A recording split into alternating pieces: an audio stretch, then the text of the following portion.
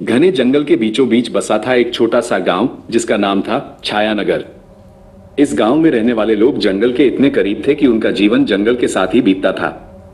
लेकिन इसी जंगल के भीतर छिपा था एक रहस्य, एक ऐसा रहस्य जो गांव वालों के लिए एक काली छाया की तरह था। गांव की एक युवती थी, रिया, जिसकी खूबसूरती जंगल की ताजगी जितनी ही मनमोहक थी। लेकिन उसकी एक रहस्यमय आदत थी।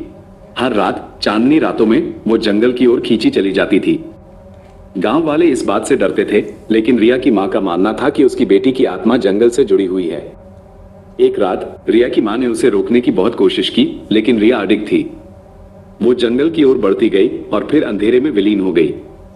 अगली सुबह गांव में कोहराम मच गया। रिया लापता थी। गांव वाले तलाश में निकले, जंगल के कोने कोने में खोजबीन की, लेकिन रिया का कोई पता नहीं चला। जैसे वो धरती फाड़कर गायब हो गई हो।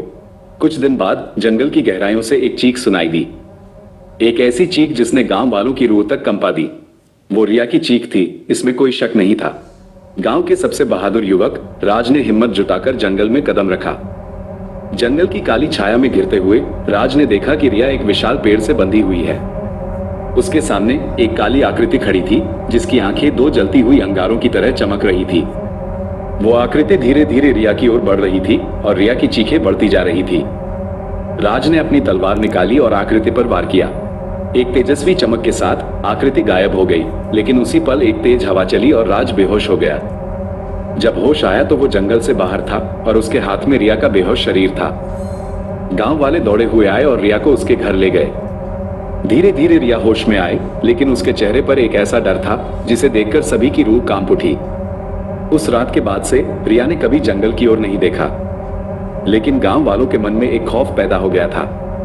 वो कहते थे कि जंगल में एक काली छाया रहती है जो किसी न किसी रूप में गांव वालों को अपनी ओर खींचती है। और रिया, वो कभी पूरी तरह से ठीक नहीं हुई।